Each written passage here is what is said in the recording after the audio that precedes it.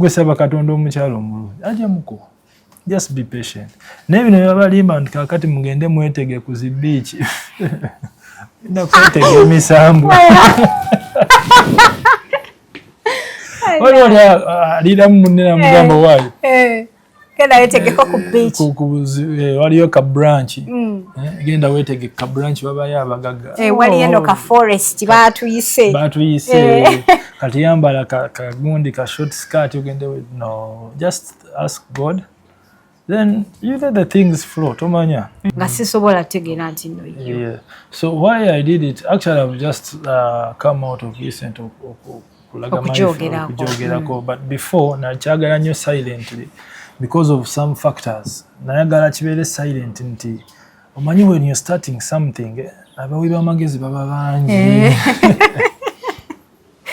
Watakuwa kusente botandika they want to advise. So nagezako okikipinga on the low, not until this social media hype nendaga nti omanyi actually it is powerful. Actually there is a lot of business on social media that you cannot imagine. Yagalanya ebintu bya dating.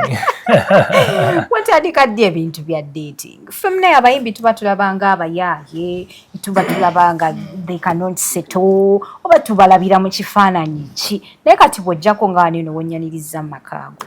N'olaba ekintu ekiri different, olaba family, olaba omukyalo, okitegeera. There's a way how ogamba and now you start seeing life really differently. Tewali qualifications za music. Yensonga lwaki nti a lot of people are just doing what they want. Oli avayo nakuba kukube peva. Kasita bawulira trend yanti eriko. Trend, yes. Kasita bawulira akagambo nga bakakuba mu olulu. Ate trends ezo ziwabiza nnyo abantu. Kyobala nze saagala nnyo ebintu bya trend ebyo sibigenderako yadde. Biba byanyi abantu. Okola kintu kyo. Nze nkola kintu kyange. At my pace. At your pace. Yes. Tokakabulamu. Sikikola ekyo. Banange ateke ku page mulabise. No. If I was such kind of a person, I believe, I really don't know. Obaba abantu balooza tebivaayo ku internet. I really think people should always be conscious with the internet. Very conscious. Don't just tomala googera kyo bintu kyosanze because kigenda sigalayo. Yes, think about it. Ate tomala gakola kintu kyona kyosanze. So that's my advice. What makes you really happy? Ngulamu nogamba nti nze I love this, I love this, I love doing this. I think at the moment it is family. There's nothing so special to me like family. Amazing. Nti nemba nyize baki naye ncharange n'abaana. I think they can calm me down. I think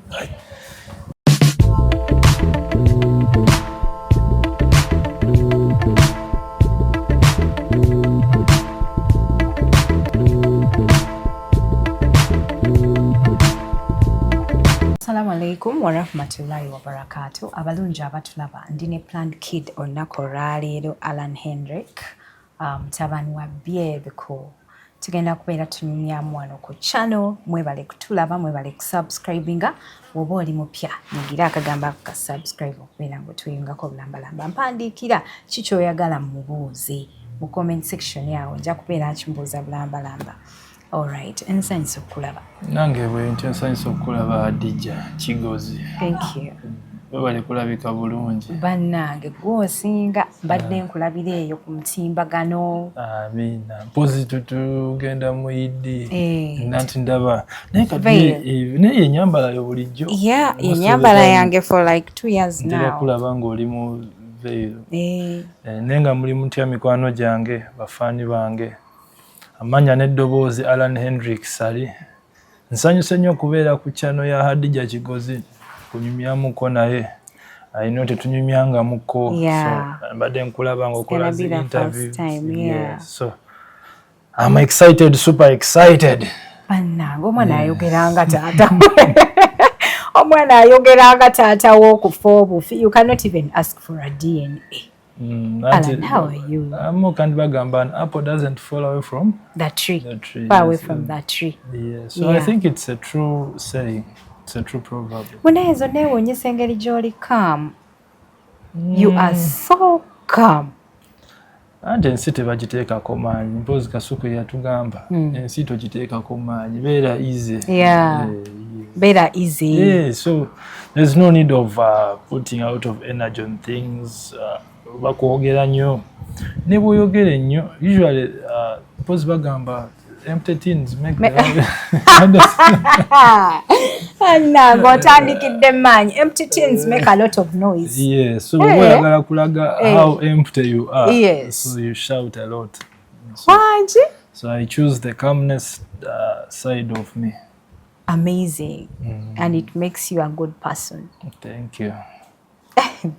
Kakati nosanga planned kid ngono banaye nga teyeeraga nga tafaayo nosanga omuntu eyakulira yeekasokota. Naye planned kid oba kitegeeza what do you mean by planned kid? Planned kid yemu abaana b'abagagga. Anti katoyinza okuba ng'oli bangi abaana b'abagagga naye nga tebali planned. Yeah, because planned kid, I really don't know what me am a hard-working kid. I said, I really have failed to understand the meaning of planned kid. I think planned kid chibeera nti bazadde bo bakuplaningira everything silver plate. And that hasn't been me. Hey. You have planned your life? Yes. Like so seriously? If you have seen abantu abalabye jane yange, my musical jane buli kimu nze mbyetakulira kino n'ekino. And my father has been out on TV saying that he doesn't spoon feed me. What? So awamba sikutegeera bw'ogamba. Munne ffe tubeera tulowooza nti engeri daddy wo gy'abeera ng'alinamu ku ssente buli kimu kijjira ku silver plate asa okutandikira kampani kati ngene ya karentu buli ky'oyagala oba okifuna. No, that's the opposite of me. Yes, most of the things though there is a hand omanyi ng'omuzadde it is very important to lay a hand to your kid. It doesn't have to be financial. Kisinza osaana okumuwa amagezi ne gamuyamba mu bulamu. I would give you an example. Nze nga ntandika okuyimba. My father yangamba, please focusinga nnyo ku live music because that is how you will learn how to sing. So ate ekyo kyanyamba nnyo n'okusinga okumukwata n'ansasulira oluyimba lwange nti baluzanye ku radio oba ku TV. So that is how I started nyimba nnyo live music. So I think of course definitely here and there omuzadde alina okuyamba omwana but I'm not a planned kid. Hey! We planning nze. Yes. That is good to hear. Mune kati n'abantu ababeereyo nga tebabimanyi nga tulowooza birala. It is good to talk to people n'omanya ddala ekituufu. Yes. Kakati wakula otya gye wakulira sooka onnyumize. How was life? Kubanga ffe munaye twagala okumanya ku bulamu bw'abaana b'abayimbi. Wow. Actually, I think this is the first interview I've done. Nga omuntu ambuza ekibuuzo weekiti because most of the interviews ntera okubeera kuzibaza amangu kino current situations naye kati gweyagadde kuntwala njagala okumanya daddy wo yakukuza atya mwabeeranga mutya wakanyumiza. Yes, wow. Yes. Well, nze nakulira Rukunjiri. Saakulira wano mu kibuga Kampala. Nakula nakula ne jjajja wange. In Rukunjiri nasomera Rukunjiri. Gye wakulira njagala okumanya daddy wo yakulisanga atya byali bitya? First and foremost saakula n'ekitange. Kitange namujoyininga Bukulu nga nkuzeemu. Nakula ne jjajja wange Rukunjiri ne mama wange. So nasomera Rukunjiri Modern Primary School. Era aba obbi bange bwe bali okubayinza ogamba babayo sometimes mbeera ku social media nga ba obbi nga bagamba ekyo omusajja waffe tumumanyi. Yes. So I started staying with my father and my secondary. So my secondary nasomera Kawempe Muslim. Kawempe Muslim? Yes. Wow. Mu secondary? Secondary, senior 1, senior 2, nenvayo mu senior 3. Naye nga daddy wo wakula omumanyi? Yes. So then yali asasula ne fees because I remember n'ebiseera ebyo. Those are the times we bamukubira amasasi. I'm so sorry. At that time, actually namusanga ne ku kitanda ensambya we yampera ne fees. Ku kitanda nga ngenda Kawempe mu senior 1. So nenvayo Kawempe nengenda ekitante. You know, okuyimba kwange era kwatandika mu buto nga nkyali. When did you join Chitante? Chitante najoininga mu Form 5? No, Form 3. Okay. So eri wasomayo paka Form 3? Paka Form 3, yes. Wali nomala n'okyusa. Nengenda Kitante. Okay. So naye, my journey then, I remember in senior mu P5, na entertainment prefect. In P5. In primary 5. Yeah. MDD. Your entertainment prefect. Yeah, entertainment prefect. So since then, P5, P6, P7, nali head boy. Nenga ninamu that musical bit of it. Nyanyo kuyimba, njagala nyo instruments. I was the head of the band. My band wesomero. Essomero lyammwe nga lyali ddungi nga muyina ne ngambye entertainment prefect nga nze mmanyi MDD. Twalinanga bandi manyi bino bandi bakuba zino engoma mirere eyo bandi gitegedde nga bandi za poliisi zitegedde si zino ezaabeeka kati badde manyi ezaabeeka zino nti essomero lyammwe lyali ddungi. Yes, so nali nfuwa trumpets ebiseera ebyo. So I came in njagala music mpola when I joined Kawempe Muslim era nali entertainment prefect. Imagine in my senior 2. Era nofuka entertainment kwegamba entertainment yajje kugoberera from way back. My first song nalukola ndi mu P12 era nga twatulokanga Kawempe nga tulumba studio tugenda okuyiyayo obuyimba. Nenga tata wange bamugamba naye bakandako kayinamu ku buyimba akozeyo ku buyimba nenga naye tabitegera gambo bakayimba biki. So nenga mutya nali mutyo mulaga ki ngeje nali nkyasoma. Yes. So nenvayo nengende Kitante nemalirayo senior 4. Kitante, why I went there, I think my father had an attachment with that school. Nga liyagala yenga ye kuba naye gye yasomera Kitante. So he advised me ogendayo. Ate ng'egye yalinayo abantu bamanyi, it became easier for me. So I joined Kitante nemalirayo senior 4 ne senior 6. So university I didn't kitwala mbubi, but I didn't feel like muku. Yes. Nze nali si feeling I wanted to work at international school. International university. Yeah, so I opted for IUEA, International University of East Africa. Okay. When I called it software engineering. Wow. Nemumalako. So I'm a software engineer. Nagala nganye ebintu bya computer. Anything related with software, zinga byensingo kwagala research wange we muteke nnyo. But my father yali agala lawyer. He was looking for a lawyer in me.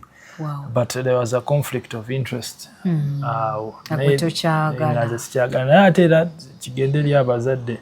Omwana, I believe it should be nurturing in what they feel like they want. In which they can do because better. I'm telling you, most of the things I try to go about right now, it's because of the IT. You see, the chivida dara wansi, nenchiteka ne mu music. So when we discussing music, I put in a lot of elements of IT. So, Kitante IUN degree yange. But one of the things I haven't liked in life is to be employed. Yeah, tochirotangako.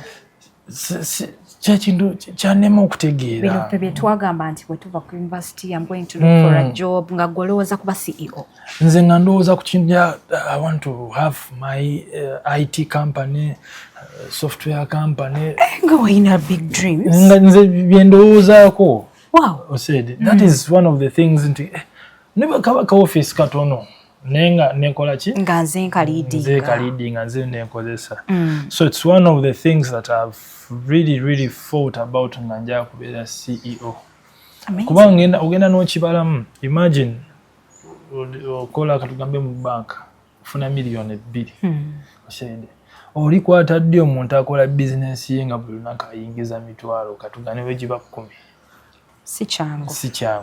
So never yeyo, but of course definitely nali nsoma nga wentambuza n'omuziki gwange. So when did your father realize nti oli mu talent eno ey'obuyimbi, and what was his reaction about it?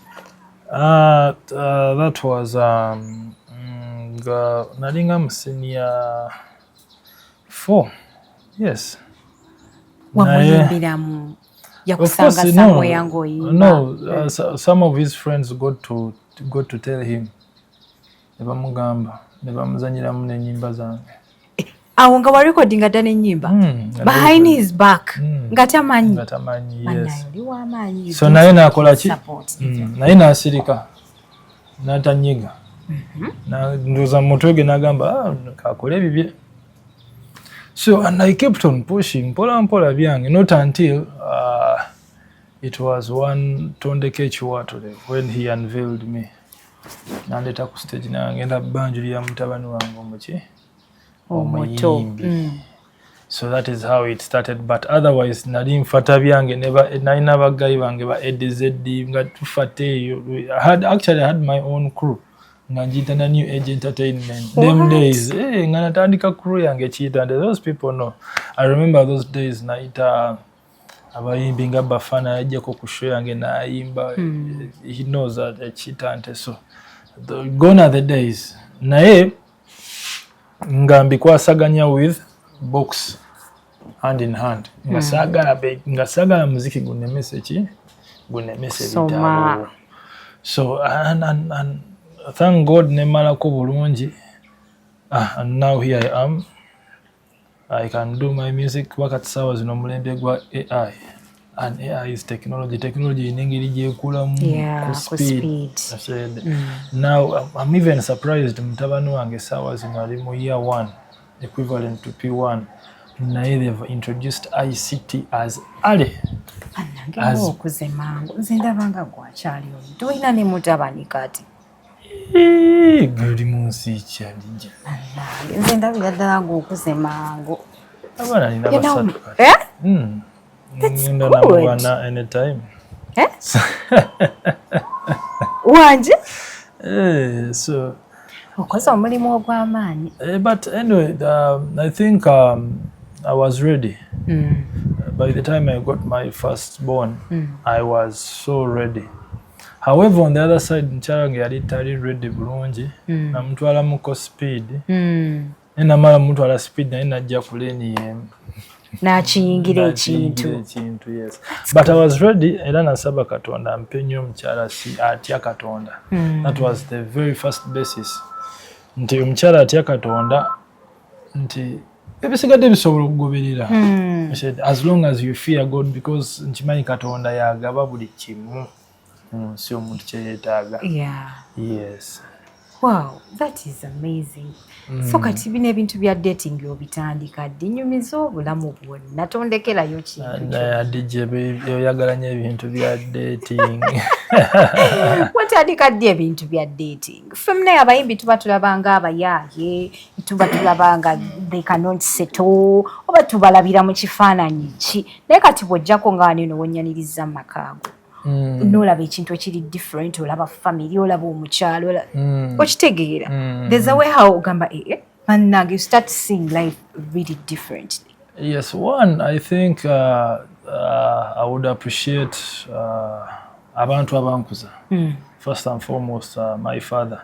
Nti nakula mulaba are valuing nnyo, ba respecting nnyo ekintu kye bayita family. I said mukyala we no goes on. Baana be no goes on. Yeah. And when he's home, he's a family man. Wow. So nange nenkula nga negomba ebintu ebyo ngamba at a time ti nga ntekamu n'okusaba Katonda nyamba omukyala omulungi akutya asobola okunzaalira abaana ng'ali down to earth. Then nalaba n'abantu abalala groups. I know what it means by guys abatalina family. Babeera disorganized. Yeah. Oshede. Yeah, that's true. All you think about is yourself. Yeah. Ng'omuntu. Yeah. Ne kati nze saa zino sikyasobola kwerowoozaako nze ngazi. Oshede. Ntuula n'akaseera ne ngamba kati zino miliyoni 5 ziteeka mu video nga next week abaana bagenda soma. What is the priority now? Wow. Oshede. Wow. Otuuka n'ogamba why instead twagala gendako nga out nga sigale waka. Kakasente kakole ki kabeeko kyekakola. So it's the background where I grew up from. I think it taught me a lot on about what I am now about family. That is good. Yes. Bade kale bavubuka banna abakwenkana they cannot even tasaana kubeera na bintu nga bineno byolina nga ate abyekoledde. Bagala kubeera mu bbaala. You know, like by humiliating abakazi here and there. Tebafa. Kati era kyekyo wanze tewali lunaku nalabanga kitange nga kuba mange. So I feel nkirabanga kiri wrong. Ate kyekyo nti gye tukulira kyobola nti abawala basinga nti baba bakuziddwa single mother oba single dad. Bwatuuka akaseera there is a way it affects them in life. Natuuka nagamba nze nakula ne mange tulina kyongamba. So alabira ddala naye asobola okubeerawo nga talina musajja awatali balala. Okitegedde. So I think it is a subject of, I think we should learn, we go back to the basics. Ezedda bazadde baffe ne bajjajjaffe. Okitegedde. Nti however much basobola okubeerawo obutakkanya mu family, but you don't just let go. You fix things. Wow. Yes. Kakati n'ekintu ekirala ekikuneewuunyisaako kikino Allan. I know neewunzizza luli eri nga nkubuuza eby'abaana, but I'm 100% sure I know. Kubanga odeese wano wakaawo. And of course I've seen your wife, I've seen your kids. It's a beautiful family, mashallah. Thank you. Kakati nze kyeneewuunya kwe kubeera nti oli mu limelight. But tosobola ku like see gwe baneno ba celebrities abatijja n'otijja ne mukyala wo there ba everywhere otimba kino otimba kiri showing your luxury life bichi byonna. Nze kineewuunyisizza. Hadija, let me tell you something. Era nga tuzeeko emabega katono. Tetugenda kusomera just kusoma mathematics. There are a lot of core values that we learn from school. Yes. I said abantu abamu abakola ebyo munnange, I don't want to say it, but it's ignorance. I said, kati kankuwa example. Omukyala wange si wo. Kati lwaki mba mukulaga omukozesa eki? Munenze neewuunya era nze nsigala neewuunya all the time nga ngamba banna nkwewuunyiza like wentuuse wano ngambye what? Ono guy bwati bwali, but we don't see anything out there. Setagala mbiteeka nayo. Sitagira ddala. Bana era gwe wensimye naye nze singa neeraga everywhere.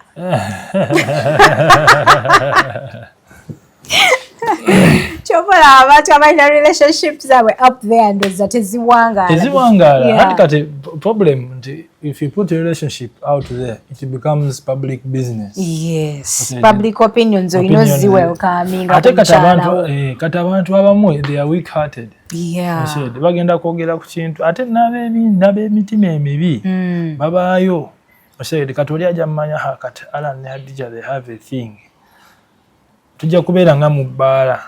Okay, katugambe ni mbala ni nakakazi kendi nako. Oli ankube n'ekifaananyi agenda ku TikTok yakakusindikira.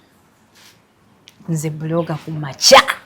Nkeere ndubawe ku TikTok. Bannaye mujje wano. So, sibyagala.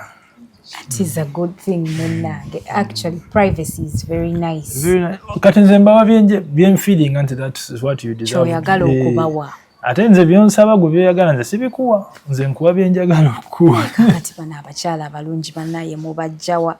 Katonda yabaleeta. Nosanga omuwala nga ayina buli kimu, she can be a wife. Alabika bulungi. ng'alabika bulungi. I think ebintu bya relation tukwetuli. I think ebintu bya relationship it's only good. Katonda yekka. Kama akuyamba buyamba. Kubanga I would tell you abaana gye bali abalabika obulungi nga balungi nnyo ate nga they have failed up in relationships. Era ffe baatugamba abalungi tebafumba nze neewuunyiza. So I think okusanga omuntu omulungi ng'alimu eno fensi. Katonda tewali other formula. Kubanga osogenda e Dubai era n'otafuna, n'ogenda mu America era n'otafuna, n'ogenda mu kyalo, n'ogenda mu kyaki, abasinga amanyi gambaleka ngende mu kyaki, mu muzikiti n'otafuna, ate oli n'agenda mu bbaala n'afunayo. N'amugjayo n'amukyusa ate ne babeera wamu. So there is no specific formula for having a lover or a partner. It is just kusaba Katonda nti Katonda nyamba ompa omuntu ng'akutya. Just when was it kumakya kuno ndabidde waliwo ka video kensanze nga some blogger munamawulire ng'ayogera ku bbaawe nga asamira oba. Nga blogger? I've just seen it by a black sugar. Yes. So man, things are real. Twetaaga God's intervention. I said ekintu kyonna ekiri mu Katonda nkubulire mazima it can't fail. Ekiri mu Katonda it can't fail. Gwe saba Katonda omukyalo omulungi ajja muko. Just be patient. Nebino byabalimba nti kakati mugende mwetege ku zibiiki. Nakwetege emisambu. Wali alira munne namugamba waayo. Genda wetegeko ku beach. Waliyo ka branch. Genda wetege ka branch babayo abagaga. Wali eno ka forest baatuyise. Kati yambala ka gundi ka short skirt ugende no. Just ask God. Then you let the things flow. Tomanya. Kwanza ne mchala wange twesanga kukubo. Kukubo? How? Ngogenda mwako lift. Nze nali it was an evening. Yali avamo zino yoga classes. Yoga classes. Gym. Kata atenze nga numba kibala. Ngogenda kwechakalira. Ngenda chakala. Kati dabayo would wait. Twayitanako motoka zaali neeyitako nange mpitako. I don't know. That is how the connection is. Hi, how are you? Motoka ono nasenda bramno nasenda bram. Kata baba parking nange ngambo waendagawa. Car parking. She parked first. Yali akuponya? Yeah, parking yajja some place bakayitanga ba 61096. Some place in Tinda. Yena parking. To say hi to you. No, that was her destination. Yali atuuse. Kati nange yange netuuka destination nebikyukiramu. So it wasn't a plan to banti naina kiteekamu amagezi mangi. Okyetegekere. No. Oba oliawo oli mu supermarket Katonda nakuleetera omuntu. So nze ngamba era akasuku nga bwe yagamba tetulina biteekako nnyuma. Ensi togiteekako nnyuma. Kasuku musajjawo bannaaye. At the right time and in the right place. Katonda ajja kuona kati waliwo bano nti ali ku pressure. Ate kirimu mu bakyala. Okubeera ku pressure. Emyaka tuba tutya okufuna enkanyanya before we get there. Oba buzibu ki simanyi. Tuba tutya ofuna enkanyanya munnaye enkanyanya ozimanyi. Naye okiwa obudde. So nze sirina magezi gembawa. Basabe busabi Katonda ajja bayamba. That is true. Kakati career ye ya music and then ne businesses zo zino ezawano obikwasaganya otya bintu bibiri? I gave music a break a little bit. Why? Of course talent is talent, yote vao. Why? Music wa Uganda the music business is so down. I'm telling you the truth. Music temuli sente. Music anyuma nnyo ng'olina wojja sente. Ng'ozizza mu music. Investing for the future? For the future, yes. And when music is passion, and when you're passionate in music, that is when you make the money. I would give you an example. Kati olabanga bakitaffe Jose Chameleone, Bobby Wine, my father. Tebatandika music as music business. Them days, ngambe biseera ebyo, it was a lot of passion. Kintu kyebaagala. Kyebaagala. Era otula nabo ne bakunyumiza nti baali baagala nnyo muziki. By the time sisuubira nti muzee wange yalinnya bbaasi n'agenda Nairobi ng'akyalowooza ku music business. But as time came by, ne bakola brands, which brands make them money. Ne bakifuula business. Yes, ne be branding, ne bakifuula ki? Business. Ate abasinga abayimbi kuffe tulabidde ku abo. I would give you a very good example. My father doesn't get his money from music. Actually, music are keeping his brand. And actually, his brand brings more music. It brings more money to him. Ntatula n'abalangira, atula n'abasajja ab'amaanyi. The reason as to why he works with the president, it's because of his brand. Engeri gye yeekoze eki? Otherwise, yandibadde tasobola kukola n'abasajja b'amaanyi. So, music-wise, nengamba kansooke mupoozingemu, and I look for money. And at the end of the day, why we do music is to get money. Buli kimu kye tukola tukola ki? Ate mu bulamu bw'ensi eno, you try each and everything. Nze buli kimu nkigezezaako, keba ebbaala ngikozeeko. Okozeeko ku business y'ebbaala? I even have a band. I hosting a band. So, a lot of things that you have to do. Then ntuula wansi ne ngamba, I'm so good mu bintu byange bya IT, marketing. So okutuula ku computer n'enkola obubadde bwange. Why can't I sit down? Ekyo kye bayita okwezuula. Weezuula. So, nenzigulawo company ya Kahaya. Actually, my father didn't know. Yakagitegeera just of recent. Munenze mbadde ndaba extreme car rental. Naye nga sina idea nti so okuba yiyo. Ndaba nnyo emmotoka nga zirina bani emabega eyo mu jaamu nga ziriko ekigambo extreme car rental. Naye nga sisobola kutegeera nti nno yiyo. So why I did it, actually I've just come out of recent okujoogerako. But before, nakyagala nnyo silently because of some factors. Nayagala kibeere silent nti omanyi when you're starting something, abawi b'amagezi baba bangi. Nabatakuwa ku ssente ng'otandika, they want to advise. So, nagezaako okikipinga on the low, not until this social media hype nendaga nti omanyi. Actually, it is powerful. Actually, there is a lot of business on social media that you cannot imagine. So, nengamba ekintu kyange kankole ki? And my father was really so happy with me. Nangamba jangu nja kukukwatirako ku business. Nakuwa tip. So, really, ate mwebaza kitange. Wayankwatira yawo motoka nankwasa nangamba yongerako muki? Mu business. That's good. Yes. So, I believe mu nsi kuba kwezuula. Nomanya kiki ekikolera.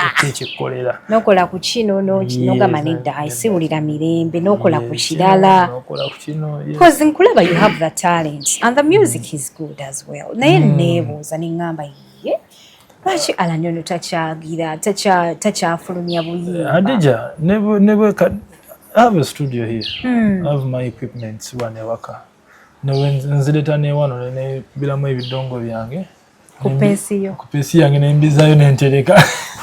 Abayimbi abali eyo wemukula mwegomba okubeera ng'ono sibalimba. Osaide nti talent, I really don't know talent. You teriko at any time. Yeah. I'm not on pressure. Manyi banji banteka nnyo ku pressure. Allan I need to think twice.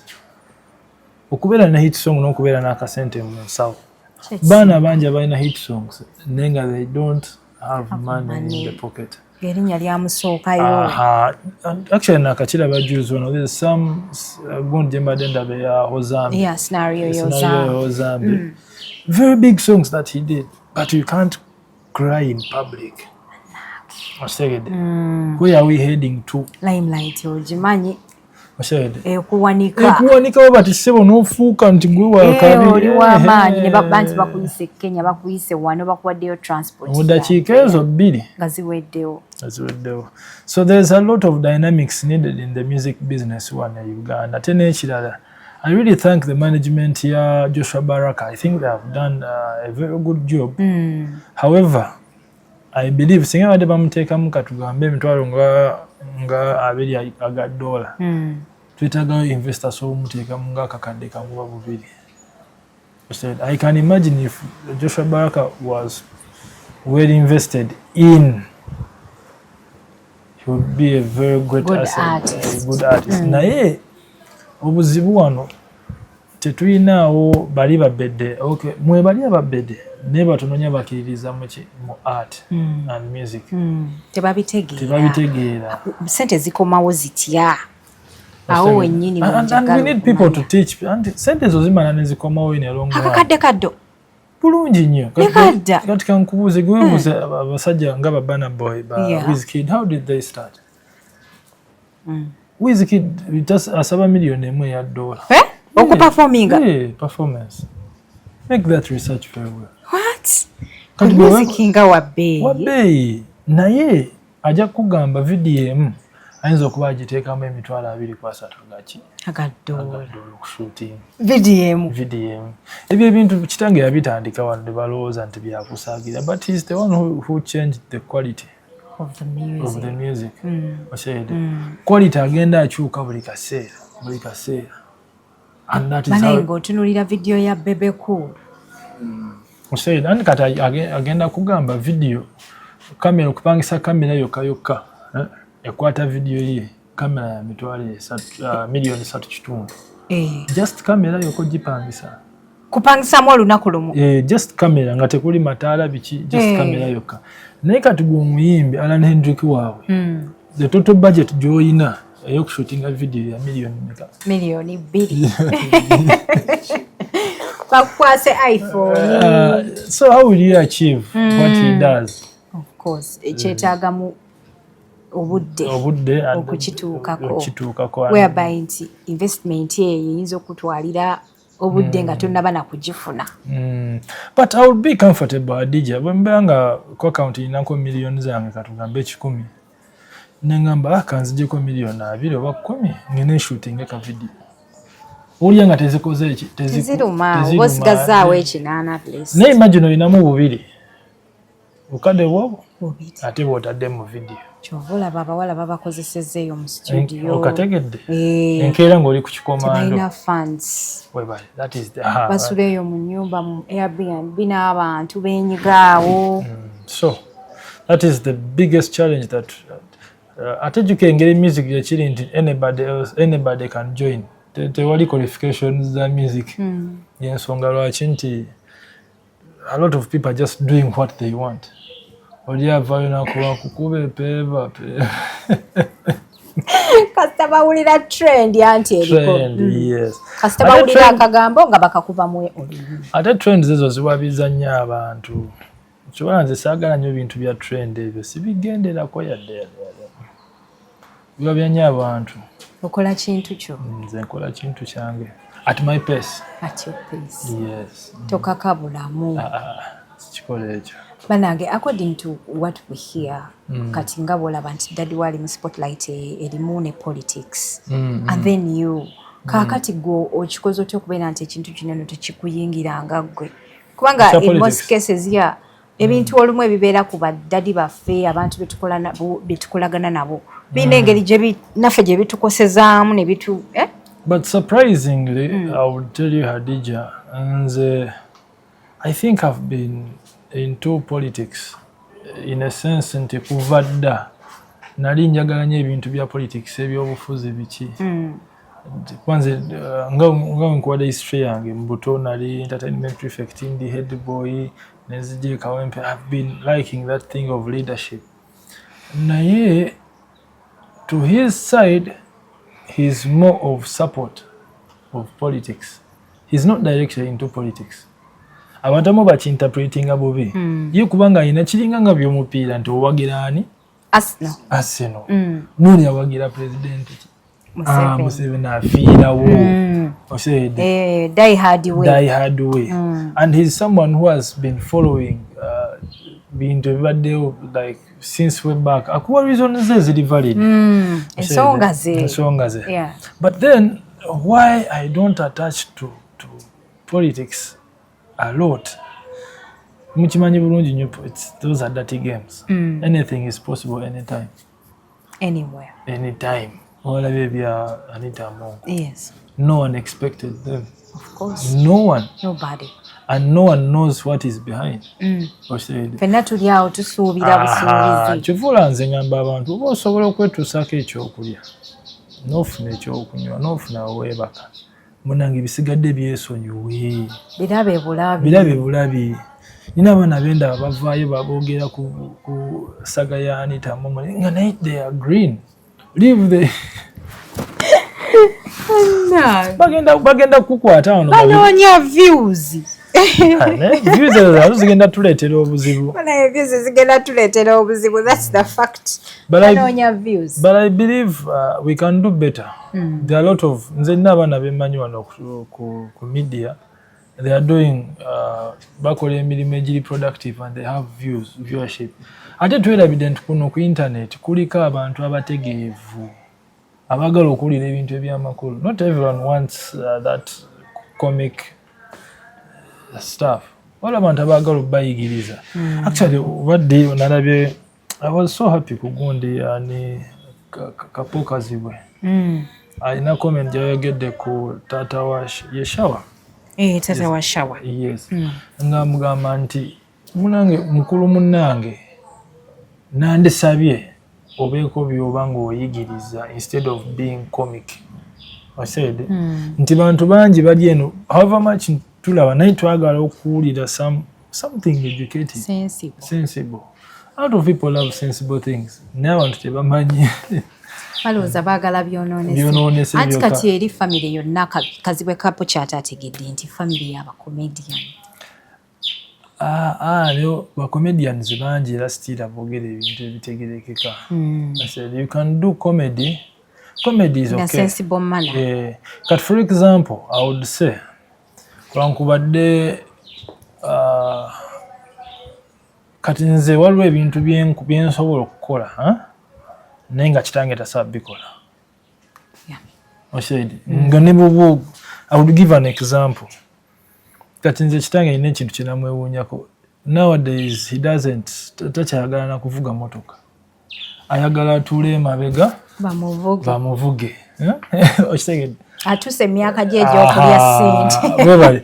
Ate kati nga nze amala kati atuse emyaka kati ate nze wentula nga mu kimotoka nga kipya banjagala nkyekolere okivuge bakulabe. So unlike then nature I would say kati wankugambire ku ekyo age difference nti n'ebikolwa bikola ki bikyukamu. Kati I would give an example. Kati taata wange babeera mu motoka ayagala ka volume akawansi. Atusaawo volume akawansi kati ali ku ssente zaali mu kulya ku ssente ze gy'emyaka kulya ssente. Nze nga nakayingira emotoka nsooka kukwata simu connecting a bluetooth genda ku YouTube sabula endongo your favorite yongeza turn up the volume for me. But I know time will come nga ndabira ddala nga bwe nyingira motoka tisagala bintu tuyagala kuwoganyiza bana ewe ntuukanga kweyo level ngenda kutegeera nti kati sinfunye ssente. Nenda sikyase awo oba otandise kulya ku ssente zo munange oba okuze gotandise lya ku ssente zo. Nature wekiri, but I think it is character. Nature it comes by nature. Kyereta bwerezi. Kyereta bwerezi. Tukakasera sense of maturity. Yeah, webale sense of maturity. Sense of maturity. Yes, and it comes with age. Yeah. Nze abantu benewuunya nti ebintu ebyekisiru ng'obikola mu buvubuka bubikole. Kati ate waliwo bosanga bali myaka gyabwe 45 ate bakola ebintu bibandikoze mu myaka gyabwe emito. So it's just that namamba babetaaga guidance and how to show them how to do them. But naye abantu eno wansi abamu baali bakulanga abalala bali eyo befudde serious with life. Bali mu byalo. Kakati agenda okukula eno mu bukulu. Na realizing that they missed out a lot. I know. Of course. Kakati ate tulina excitement ya TikTok. Eyina engeri nayo gyetu exciting bakugamba nti 1 million people have watched you. No wunga. I know. Okitegeera. No wunga. Nze ntera kwagala nnyo ku-interpreting all those things in monetary terms. Nze tewali kikyanja nga tekirimu ssente. Wow. Saawa zino olina bwampita ku birthday. Come and eat cake. Come and eat cake. Eat cake for what? You want money. I want money. Ndowooza ku ssente. Oli agamba waaye. Eyo sound egenda kulera abantu ku TikTok because there are so many people abaagala ssente. Omuntu nga tolina ky'omugamba ayagala ssente, ayagala kuwulira ssente. Era ne bwe mpita ku birthday eyo ayagala nzije attend. Era mega show inamu ku ssente. So ankatuuka kati that is the stage we ntuuse. Njagala ssente badly in a sense nti bibalabalamu ne ngamba because ola Hadija katukuze I said saa zino ndowooza kati mwana wange mwavayo kusomera jako ki okitegedde mu myaka 10 kuva kati mutabani wange mwagala nga ali mu college e London wa munange you cannot achieve that thing then before you start it now. Yeah. Nja kunyumizayo akantu kamu tojja kukakkiriza. Nga mukyala wange yakafuna olubuto namuwa buyi idea ne ngamba lwaki togulawo account tutandike tusevingira omwana.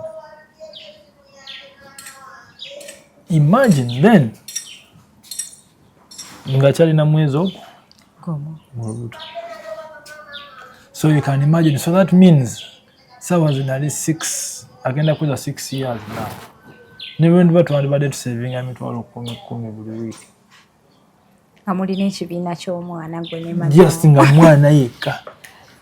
So wesanga nti omwana atuuse okusoma university nga tewali pressure. Omanyi omwana waliwo watuuka nga tuli mu school fees week naye kati abazadde bali ku ki. Ate temugamba nti no bano bali planned bannange you can save as much as you can newe biba bibiri. Weebale. N'obisuula ogenda okugyayo ye box ng'ejjudde coins. So I believe kisinziira ku strategy y'omuntu gy'abeera nayo. Buli abeera ne strategy ye munange. So the strategy yange kye kimu ne relationship oli ajja nagamba waaye kati gwe nze abakazi bannema omukazi omukwasaganya otya mbo waaye ngenda kugamba ebyange ate nga tebigenda kukolera. Tebigenda kugasa. Nze nina kyali wange yangamba ekiwangaziza obufumbo bwange bwenzi. Omukazi mwezi n'omusajja mwenzi. Ate nga bonna bakimanyi. Like revenge ono bwakola kino ng'onamurevenge. Bonna bakimanyi ate nga bwebasanga nga bali babiri tosala. Bali bwe bati. What? So there is no formula for just do your best. For life. Do your best. The rest leave it to God. Yeah. You sound very calm. Biki ebikunyiiza? Nawe onyiga. Tewali muntu atanyiiga. Oli hot tempered. Doesn't look you. I don't. Kati sitera vaako.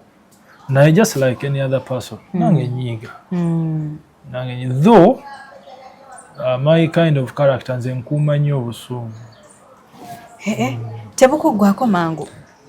Nasobola okukuma obusungu naye ate when I burst bursting away you don't want to find me ng'onyiize but neewala nnyo neewala nnyo okunyiiga era we ndaba ekintu nga kigenda kunyiiza I just run away from it. Wow. Era kiri oli newanyiiza I just let go. That's a special character now. I just let go things. Naye just like once in a year, you know, bursting out and focusing on calm. But of course, I love my privacy very much. Sibera nga bana atonyizo genze ku social media. Why Adija? Nojja message za Adija. Wasindikira message. No muteke ku page mulabise. No. If I was such kind of a person, I believe I really don't know. Oba abantu balooza tebivaayo ku internet. I really think people should always be conscious with the internet. Very conscious. Don't just tomala googera kyo bintu kyosanze kigenda sigalayo. Yes, think about it. Ate tomala gakola kintu kyona kyosanze. So that's my advice. What makes you really happy? Nogamba nti nze I love this, I love this, I love doing this. I think at the moment it is family. Family. There's nothing so special to me like family. Amazing. Nti nemba nyize baki naye mukyalange n'abaana. I think they can calm me down. I think ninkwata kiwala kyange tuzannya. That's what makes me happy. Bannange, do you guys go? Oba mulabanga njale kati bayinza olowooza AI. Bayinza okulowooza AI bannange. Do you guys copy? Omuntu n'obeera ne family naye nga n'okugenda kawaka oyinza okumala ng'oba wiiki namba yonna ng'ogimaze mu bbaala todda waka from Monday to Monday. Bayinza okulowooza AI si bituufu. Nedda si AI bya ddala. So I think that's what ekirala. Because money cannot make someone happy. There are people who don't have money but and they are happy. Exactly. Basangeyo omusiraamu nga beekutte nga gw'oli mu mmotoka n'ogaba bannange. Ate bali nga balina ssente nyingi. Abo balibo balabye kati. Ate waliwo abalala nga balina ssente nyingi ate nga they are unhappy. Yeah. So I think those are family ne Katonda. Usually there is a way I feel when I'm close to God. I find my time, prayer time. So yeah, kyebisigadde biri just temporary. Ntimanyi ofunyemu ka happiness kana ka oba okubyayo akasente. But there's nothing better than family. You don't know. I don't know. You don't know. Nengenda kusomera n'okima omwana n'akubuukira daddy has come. Nebibadde onyingidde mabega obyerabira. Byonna obisonyiwa abantu. N'ogamba obwayi. Obita. I let go. Yes. Kakati nina ekintu ekyala ekinnumya omutwe ate kakasa ne bafans ba bakulaba bakyebuuza. Kakati erinnya lino erya Allan Hendrick. Ikola ssente oba naturally ly'erinnya lyo? Kuba mpulira nga linnya lino siri abasiraamu and I believe your family is a Muslim. Nze siri musiraamu. You are not? Siri musiraamu. But my father is a Muslim. Gwe wachuzingawo eri side ya mami wo. So I don't need to explain to people a lot, the background here, I just there are people who have used it against me, but I just let them be. So I don't owe anyone an explanation. Oh, kubawo nyawo. So I'm who I am. You're who you are. Yes. So ate n'ekyo ekintu ky'eddiini olaba eddiini I believe it is the heart. Yeah. Guba mutima. Eddiini guba mutima. Eddiini guba mutima. Bantu bangi eyo beefuula basiraamu beefuula abalokole naye ng'ebikolwa byabwe bya kitujju. Bya kitujju. They don't portray. Kubawo nnyawo. So ate munange ate weesanga ate oli. There is a guy actually may he so rest in peace yafa. Guy oyo yali kyali wange naye yali talina ddiini. Ye nga kugamba ebyeddiini tombuulira ebyo. Bw'oba waliyo Katonda oba ki. But awe nayawukanira naye kukyogamba mbuti yandibadde nakisigaza naye nga nataki preaching oba natakyogera. But otherwise ebikolwa bye they were all good. Yalina ekisa nga Guy talina mpisa mbi simulwanyi si ki. Rasta, true Rasta. Yes. So just that waliwo nayawukanira mu kona ya katonotono. But I believe truly kati representing what you do, let it represent what you are. I said. Yeah. So yeah, because bintu bya dini, I think it is a matter of mutual respect. I say no government or no Muslim, but you work it. Kati nze nalike kawampe Muslim for 3 years. They tried to convert me. Naye I think olaba sasobola kusiramukira kawempe. But I had my personal reasons as to why. Because kiba kizibu nnyo okukwata omuntu nga Hadija saawa zino okunyonyola ku Christianity, okunyonyola ku Yesu akyede oyinza obutamutegeera naye nga olina ekikwate kyozze nakyo kyenzize nkuze mmanyi kyo giwebale. But you don't blame the other person because of what they believe in. Kutegedde nnyo just maybe singa ebikolwa bye ebibi byoba okola ki by'oboonenya. It's just a matter of respect. Kwegamba oli muntu mukulu weesalirawo omanyi kyoyagala bakwesonyiwe. Kakati obubaka ndowooza mugjeyo bulungi. Okay, kakati what do you do in your free time? Free time yokola ki? Ky'osinga okwagala okola in your free time? Anga sikyalina free time. Tokyalina. You're always working.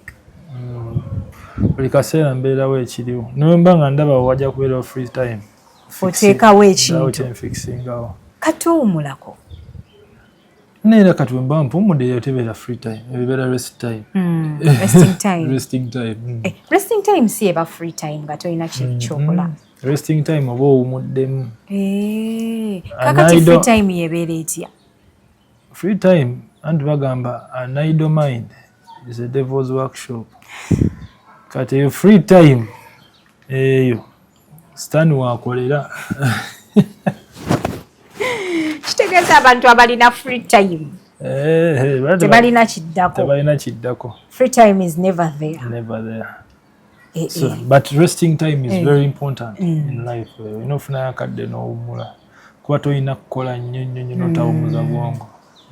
That's true. But free time abanoonya mu free time sikyalina. Tokyalinawo free time? No. Bakwano bo tulaba abantu nga buli omu alina best friend, alina omuntu gw'atambula naye alina kyaliiwe. Gwani kyaliiwe? Sirabanga ku kyaliiwa. Not even in pictures. Sina bakyali. Wachita?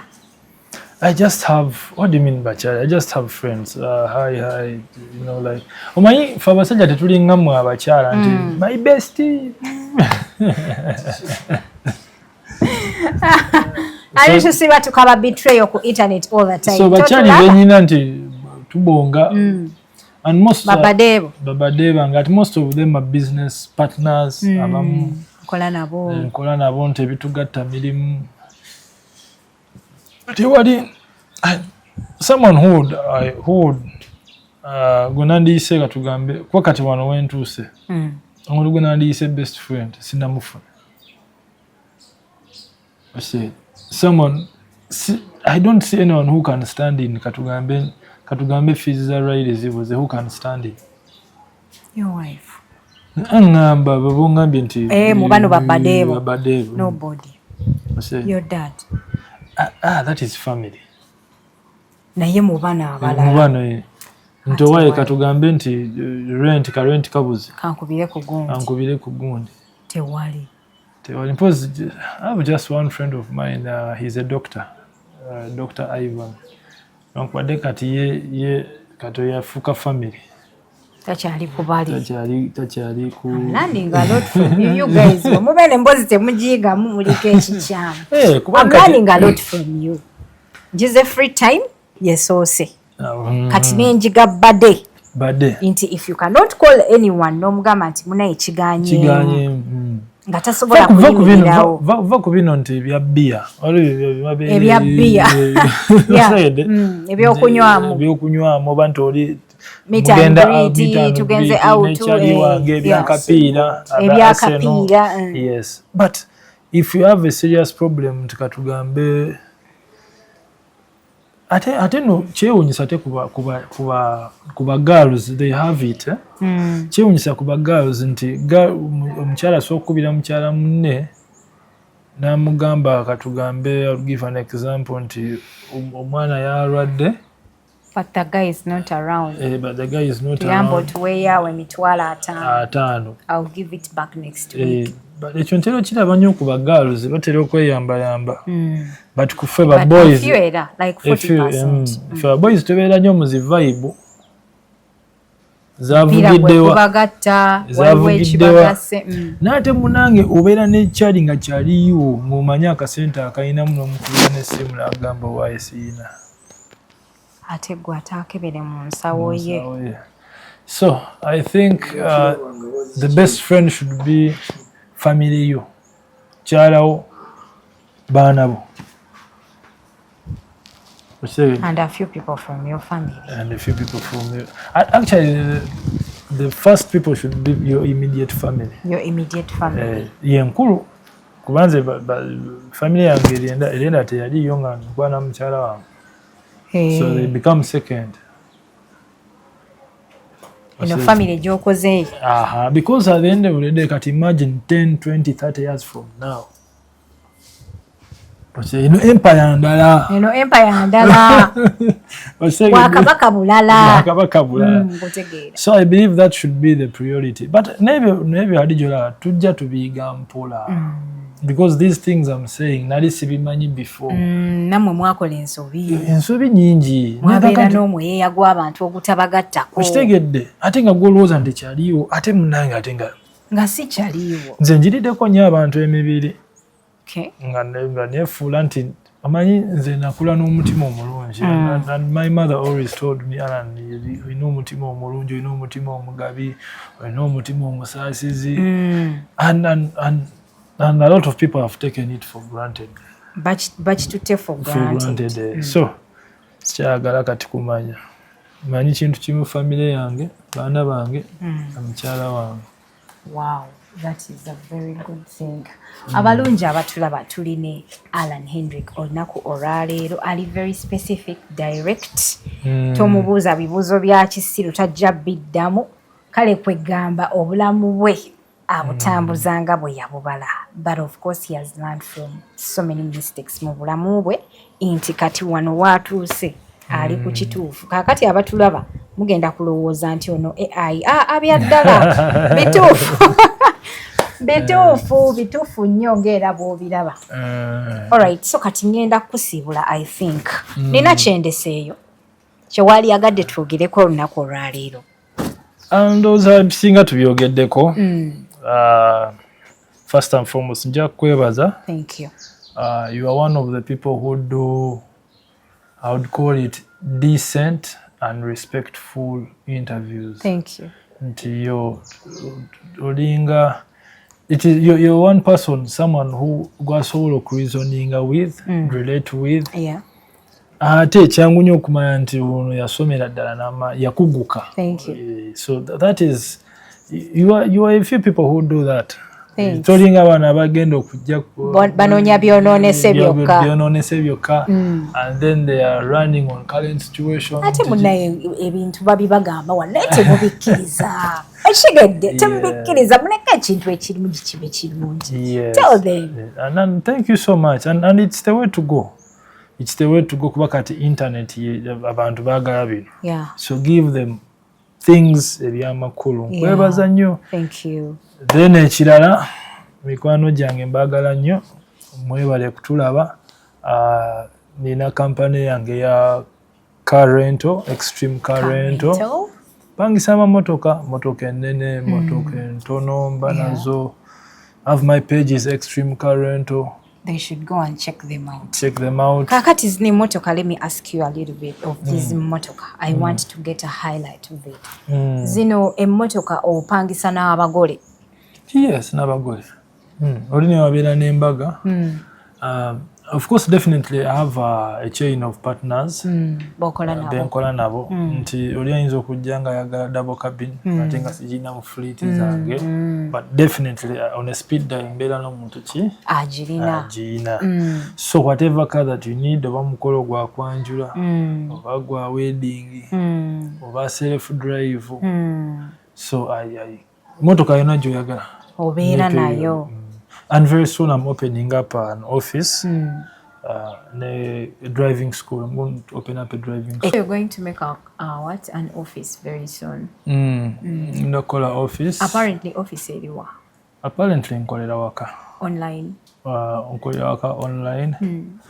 But I'm going to very soon end up opening up office, car rental, driving school. Enda kuteka muna ku importing amamotoka very soon. It's a very big so company. I think ahead of time kwa kati natandika kahaya katibera ali onangamba naye kakati why don't I just what I motoka business take amuche for driving school because you don't need many, like 10 driving school. Those are even many. Like 6 like 4 like 4 cars. Wajukira buli lunaku oyinza okufuna katugambe omuntu omu just take like an hour and a half. Hati oyinza okubeerayo ne lorry abaagala okuyigira mu lorry sigenda tandika na motoka ezenene. I can start class A, class B. Saga. Then of course definitely with time ogenda okola ki upgrading. Okay, nkitegeera. Kakati bizibu ki byosinkanye mwene gundi company ya Extreme Car Rental? Bingi nnyo. Abamu batampalinga n'ezi tracker. They want to remove them. Batampalinga n'ezi tracker nga tebaagala. I don't know what their motive is. Oba baagala kubba motoka. Then late payments. Abalala n'abakunyaga. Scratching amamotoka becomes a problem repairing. Olina jana kujjako emotoka nakuwa emitwalo 15 nagikomya ngo olina ogiteekamu emitwalo 3 repairing. Motoka good business y'emotoka nga sinyangu. Of course, just like any other business, there's no business sinyangu. So naye nga ba clients bajja definitely bana mujje wano mu rating emotoka abasama when you come back here, Extreme Car Rental. Era mbebaza nnyo mikwano gyange basobodde okunsupportinga olwo mikwano gyange bansupportinga. Amazing. Because kati actually maze ne weeks 3 kati sinawo na motoka. Zonna bazitutte. Field, yes. So mbebaza nnyo mikwano gyange. Kakati ziri wano just zizo. Nazo bagenda zitwala zino zimu. Kati gwe zino tozibala na kuzibala. Choka bannange enda kati so kati zino tozibala olaba toyinaawo. No mbasi inaawo. Kiki?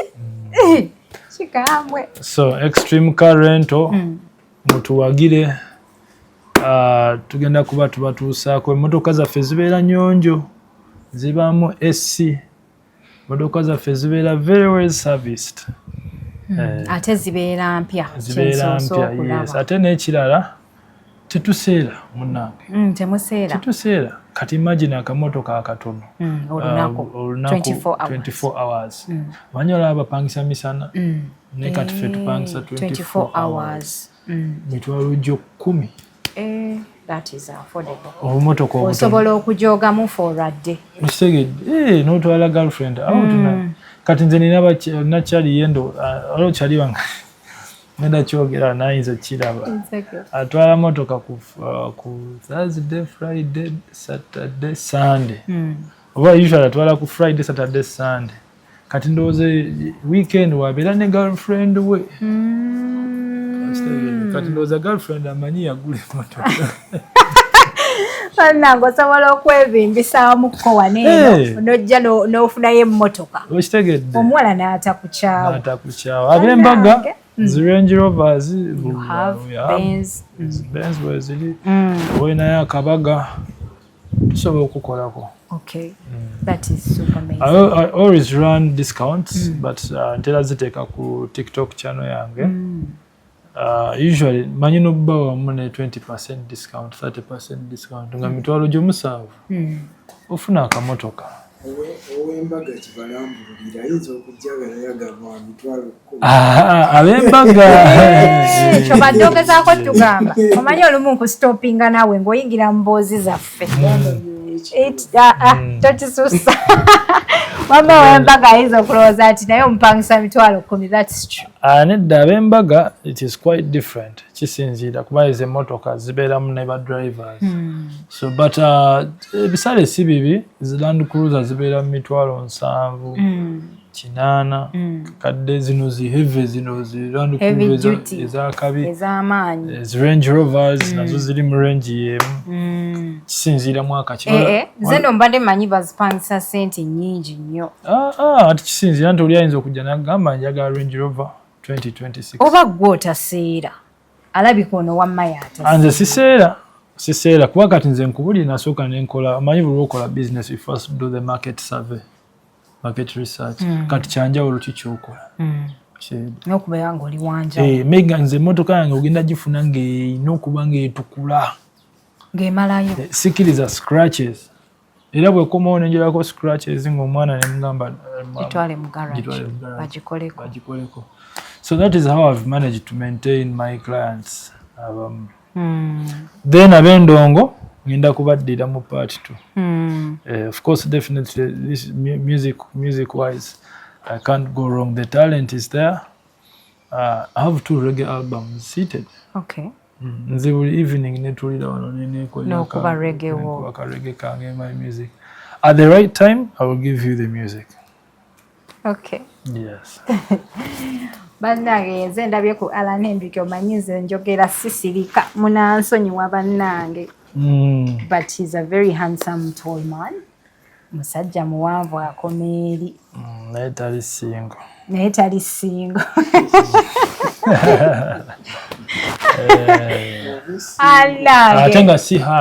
Ate nga si haji tagattako. Bayinza okwereeta. Extreme current. Contacts zaffe gye ziri ku media ne ku page, but I can read 0750222634. Mba musobola otufuna 0750222634. Okay. That is the business line. That is good. Yes, anytime ne bw'oyagala motoka saa mwenda z'ekiro ogifuna. Mbadde nkyabuulira abantu byendabye wano wa Allan Hendrick. Kaakati ekirala ayogera nga taata we. Ate nandyogedde bw'aba atunudde eri ng'ayogera tosobola kwawula ani ayogera. Bebecools naawe sisobola kwawula. Nzijukira waliwo n'akaseera bwe nagenda ewaka ewa muzeeyi. Kati my dad wasn't there. Kati abato baali munda. Kati bawulira eddoboozi nga njogera ne badduka. Mana tosobola kwawula. Ne badduka ne bagamba daddy is back, kumbe nze nyingidde. Nga gw'oyingiddewo. But me I take it as a blessing and I thank God. And it's amazing. Nebaza Katonda nti yasobola okuntonda bwe ntyo ate nanteeka mu kifaananyi ekya star. Amazing. So and I thank God, I thank Jah. Kakati mpozi n'akasembayo era kenjagala okubagamba. Ndi surprised okulaba nti nno yeggwe weekoledde nti ebadde hasoyo like omwana ow'emyaka gyo okubeera ng'olina ebintu byonna byendabye wano eno ate nga n'okweraga teweeraga. Weteeberezaamu singa mbadde nze kyenaalyetuusizzaako. Adija kankubuulire. Ateeberezaamu singa mbadde nze. Maybe. Nga bwe nasose ne ngamba nze njagala ssente mpozi nga n'omwerago. Nga guleeta ssente. Ntegedde. Naye bwe mba nga ngenda kweraga nga sifunamu. Okita. Nkita. Awo ntuuse. Kaakati nno muzikiriza. Nfunirawa. Ofunirawa. N'ate bantu bangi bali eyo. They don't like it. They don't want people abeeraga. Abantu balina ebintu bali kuno. Ate kati gweveeyo oli weeraga biki? Olinamu n'akamotoka katini weekatikamu. Oliko TikTok otukuba akamotoka, otukuba kado, otukuba kali. Bambi, that is a good thing. Kuyigiddeko ekintu ekirala privacy. Privacy is key. Yes, ekintu ekyo kintuddemu nnyo era nkitwalidde ddala seriously. Njagala nnyo okusinkana omuntu ne mbaako kye muyigako. Kyobola nti era channel yange njagala nnyo abantu abandaba. Nange by the way, wherever I go, ne buli mboozi gye mba nyumya nabo njagala nnyo buli lunaku okuyiga kubaayo ekyenjiga. Ate I don't take things for granted. N'ekibi mbaako kye nkiyigiramu. N'ekibi simala gakireka. Something happened for a reason. You must learn something out of it. Yes, so ebintu ebimu kyewala sibitwala lightly. Nemba nyumya emboozi n'omuntu. Oli ayinza obutategeera nti nyina kyemuyizeeko. Naye nze mjiga ekintu divert. Kale bannange ngenda basiibula olunaku olwaleero. It's been a very big journey. Twogedde nnyo kakasa nti by'oyize obiyize. Pandikira kikyolowooza ku mboozi eno ey'olunaku olwaleero. Weebale kutulaba, weebale kusubscribinga. Assalamu alaikum.